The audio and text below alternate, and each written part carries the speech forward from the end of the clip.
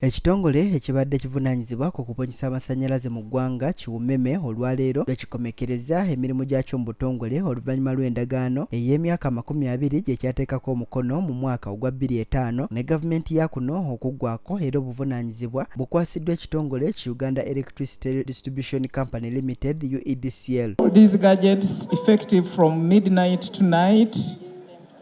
Use them to run the sector efficiently. Bano baweereddwa ensimbi obukadde 118 mu nsimbi za Amerika okubagula wabula wabaddewo okwemulugunya okuva mu bakwatibwako ng'ababaka ba palamenti bannabyabufuzi n'abantu ba bulijjo ku nsonga z'okugula ekitongole kino.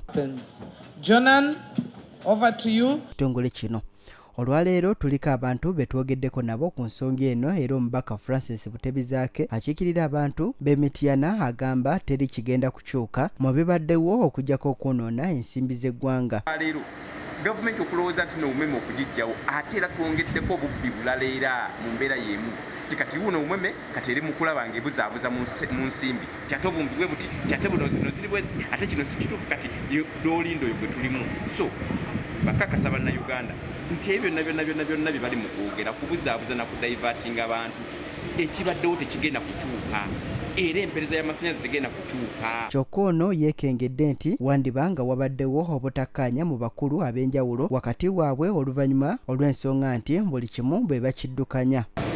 Buno nze ndowooza ndoolito wakati w'omukulu Mwami Museveni n'abo abakulira Umeme bafunyeemu obutakkaanya baabufunye kati bali mu ndoolito zaabwe. Omubaka Lutamaguzi Ssemakula akiikirira abantu ba Luweero ey'e Maserengeta agamba nti kati abakulu bakola bye baagala kyokka ne yennyamira obukumpanya obwolesebwa mu nsonga eno. Sinene eza accountability bano baasaba $190 million bali bagamba $230 million bano bagamba $118 million kati baleseewo question mark kuzibu. Bo bannakibiina ki FDC okuyita mu mwogezi waakyo John Kikonyogo bagamba nti okugenda kwa Umeme kwandireetawo ebbula ly'amasannyalaze mu Uganda. If there's not good supply, then we are in danger.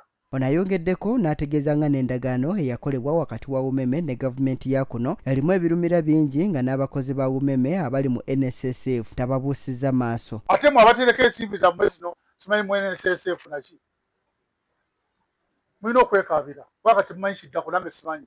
N'abantu ba bulijjo bakukulumidde ekitongole Kiwumeme okuseera amasannyalaze era bwe batyo ne basaba ekitongole ekigenda okutwala emirimu gino ekya UEDCL okulaba nga basala ku bisale eby'amasannyalaze. N'omusolo guyitiridde obanga amasannyalaze tugakozesezza naye nga bataddeko naye buli mwezi n'omala emyezi 6 tugakozesa ogenda osanga bbiiru nnene nnyo ogateekawo ebbeeyi kati uniti egula ssente bwezi nga zimanyiddwa wogabulya wonna ogasanga ku bbeeyi y'emu.